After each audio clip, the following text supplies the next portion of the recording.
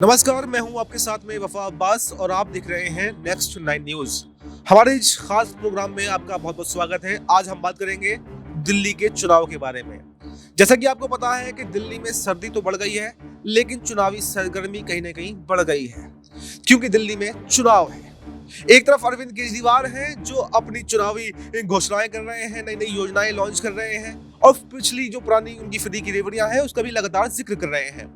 एक तरफ कांग्रेस है जो दिल्ली की सत्ता से पिछले 3 चुनावों से लगभग गायब है।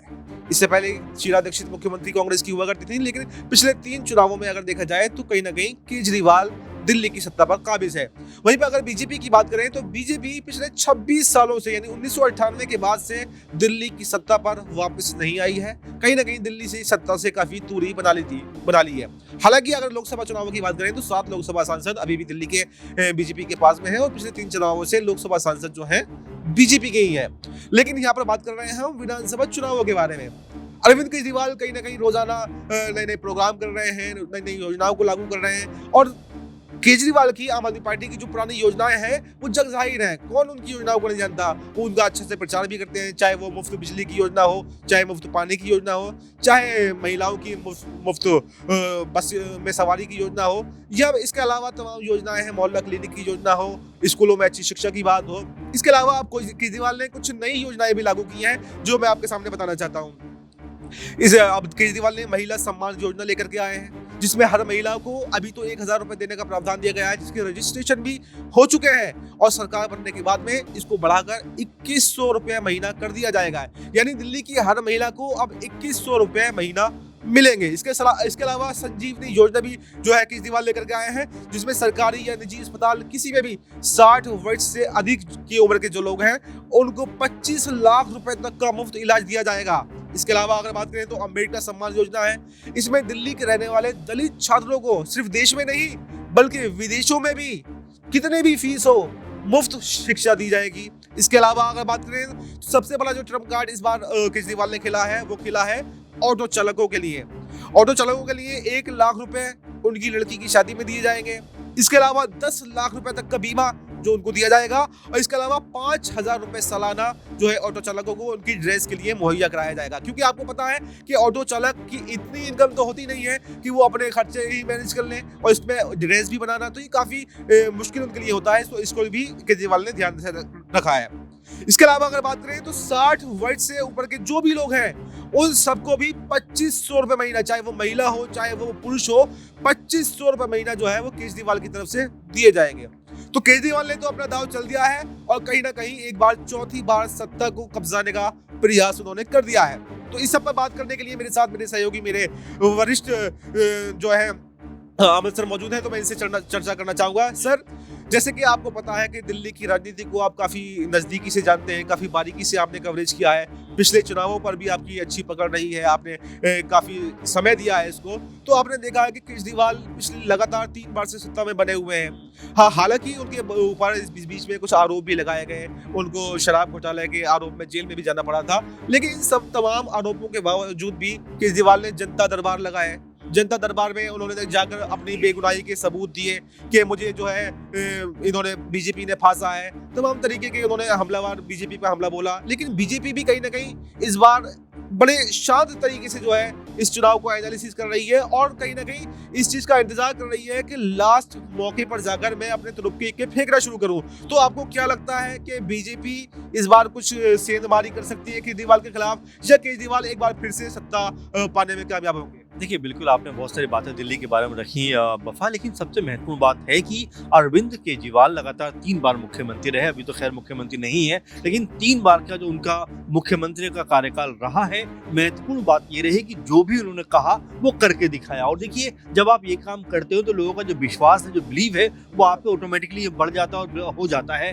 वही तरीके जो आपने नई योजनाओं के बारे में बताया, चाहे हम जो दलित छात्र होते हैं उनके लिए कोई इतना मेरे ख्याल से विचार नहीं करता। देखिए, एजुकेशन के ऊपर हमेशा से अरविंद केजरीवाल सरकार का फोकस रहा है। अभी भी उन्होंने अंबेडकर जी को लेकर जो बयानबाजी हुई है खासकर बीजेपी की तरफ से, उसको एक अलग एंगल देते हुए जो दलित छात्र होते हैं उनके लिए कहा है कि भाई आप चाहे यहाँ पढ़ो या विदेश में पढ़ो, आपके लिए हम पूरी की पूरी फीस देने का इंतजाम करेंगे। महिलाओं के लिए देखिए एक बार फिर योजना लेकर आए कि भाई महिलाओं को तकरीबन 2100 रुपए की जो धनराशि है वो हर महीने मिलेगी। सरकार बनने के बाद रजिस्ट्रेशन जैसा आपने बताया हो ही चुके हैं लगभग। इसके अलावा आप देखिए ऑटो चालकों की लगातार पहले से भी करते रहे, अब उन्होंने कदम और आगे बढ़ के कर दिया कि भाई आपको 10 लाख का इंश्योरेंस हो गया, बेटी की शादी में आपको लाख रुपए मिलेंगे, ड्रेस के लिए पैसे मिलेंगे, और भी 2-3 इसमें बिंदु हैं, उसके ऊपर भी चर्चा उन्होंने की है। तो एक अच्छा विजन कहीं ना कहीं जो दिल्ली के लोग हैं उनको दिखाते हुए नजर आ रहे हैं। और देखिए बीजेपी जैसा आपने कहा कि अभी तमाम चीजों को वो देख रही है, वॉच कर रही है, मुझे ऐसा लगता है कि शायद बीजेपी सहम गई है, क्योंकि दिल्ली के अंदर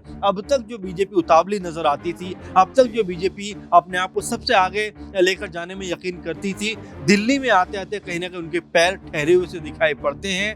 खबरें लगातार आ रही हैं कि भाई 230 नाम फाइनल हो गए, 240 नाम फाइनल हो गए, अब शॉर्टलिस्ट करके 70 बना देंगे। तो ये तमाम बातें तो आ रही हैं, लेकिन देखिए कांग्रेस पार्टी तक ने भी अपने 30-40 उम्मीदवार उतार दिए, लेकिन बीजेपी जो अपने आप को इतनी बड़ी पार्टी होने का दम भरती है, उसकी तरफ से अभी तक एक भी नाम फाइनल ना होना। सर खबर ये भी आई थी कि बीजेपी अपने सहयोगियों के साथ में भी दिल्ली का चुनाव लड़ सकती है, चाहे वो नीतीश कुमार हो या जीतन राम मांझी हो। तो कुछ कहीं ना कहीं बीजेपी में हताहत मची हुई है, इसलिए वो अपने सहयोगियों को मैदान में उतारना चाहती है। देखिए बिल्कुल वफा, एक बात समझना पड़ेगा हमें कि बीजेपी खुद के मुकाबले उतनी ताकतवर नहीं है जितनी ताकतवर वो अपने सहयोगी दलों के दम पर। आप जरा महाराष्ट्र चुनाव को गौर करिए, वहां पर अगर हम देखें तो जिस तरह से जो शिंदे गुट हो, अजीत पवार गुट हो, उन्होंने मिलकर बीजेपी का सहयोग किया है, तब जाकर इतनी बड़ी जीत उनको मिली है। आप जरा कह सकते हैं और तमाम राज्यों में चले जाइए, वहां पर भी बीजेपी के जो सहयोगी दल हैं, आप बिहार की बात कर लीजिए, उनको लेकर भी लगातार रणनीति बन रही है और कैसे चुनाव लड़ा जाए। यानी कि बीजेपी खुद तो ताकतवर है, लेकिन ज्यादा ताकतवर वो तब हो जाती है जब सहयोगी दल उसके साथ में आके खड़े हो जाते हैं, और कुछ ऐसा ही उसको दिल्ली में भी करना पड़ेगा, क्योंकि लगातार 25-30 साल का तकरीबन समय हो गया जब बीजेपी सत्ता विहीन है दिल्ली में, और दिल्ली बीजेपी की लगातार दूर होती चली जा रही है। और ऐसे में भी वफा, जिस तरह से अमित शाह ने, जो केंद्रीय गृह मंत्री हैं, बीजेपी का चाणक्य उनको कहा जाता है, अंबेडकर जी के बारे में जो बात कही है, उसने 20-22% जो दलित वोट बैंक है उनके ऊपर सीधा कहीं ना कहीं उनके इमोशन के साथ में खिलवाड़ करने का जो प्रयास किया गया बीजेपी की तरफ से, और वो प्रभावशाली बन सकता है आम आदमी पार्टी के लिए, क्योंकि आम आदमी पार्टी ने तुरंत मौका ताड़ते हुए तुरंत कह सकते हैं कि यहाँ कैसे प्रदर्शन वगैरह करके और छात्रों के लिए नई योजनाएं लाकर अम्बेडकर जी के कह सकते हैं के लिए अपना जो प्यार जाहिर करे, कहीं ना कहीं ये बताने का प्रयास किया है कि भाई वो अम्बेडकर विचारधारा के बहुत बड़े सपोर्टर है, समर्थक है। लेकिन बीजेपी ने जिस तरह का बयानबाजी की है उससे साफ पता चलता है कि बीजेपी अम्बेडकर की जो विचारधारा उसके खिलाफ है। तो ऐसे में लगातार जो माहौल है वफा, मुझे ऐसा लगता है दिल्ली के अंदर बीजेपी के खिलाफ बनता हुआ दिखाई पड़ रहा है, और सिर्फ दिल्ली में नहीं बल्कि इसकी हवा अगर बिहार तक पहुंची तो बिहार में भी बीजेपी को सरकार बचाना मुश्किल हो जाएगा। जी, जैसे हमारे वरिष्ठ सहयोगी ने बताया कि दिल्ली में बीजेपी अपने आप के दम पर तो सरकार नहीं बनाने वाली है, इसलिए वो अपने सहयोगियों को तलाशने की कोशिश कर रही है। जैसा कि महाराष्ट्र में उन्होंने एकनाथ शिंदे के साथ में, अजीत पवार के साथ में मिलकर का अच्छा प्रदर्शन किया है, वहां पर बीजेपी का अच्छा प्रदर्शन नहीं है। अगर अच्छा प्रदर्शन बीजेपी को उम्मीद होती तो फिर गठबंधन में चुनाव नहीं लड़ते। वहां पर जो चुनाव जीता गया है वो एकनाथ शिंदे के सीएम चेहरे पर जीता गया है। ऐसे ही बिहार की अगर बात करें तो बिहार में भी हमेशा से ही बीजेपी जो है गठबंधन में लड़ती रही है, चाहे वो नीतीश कुमार हो, चाहे वो जीतन राम मांझी हो, चाहे वो चिराग पासवान हो।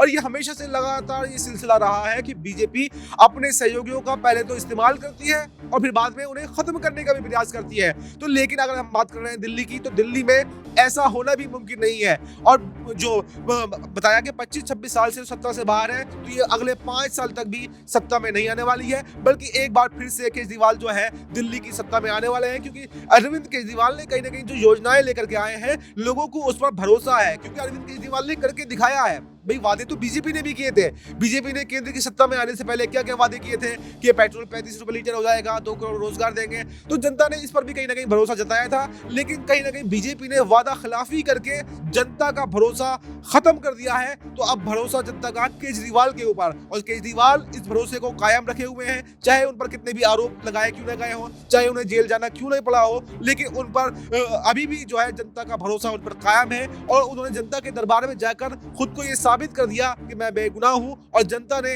कहीं ना कहीं उनके मोहर लगा दी कि हाँ, हम आपके साथ में हैं और एक बार फिर से आपको दिल्ली का सीएम बनाने वाले हैं। इस प्रोग्राम में फिलहाल इतना ही। देश और दुनिया की तमाम बड़ी खबरों के लिए आप बने रहिए हमारे साथ और देखते रहिए नेक्स्ट 9 न्यूज। धन्यवाद।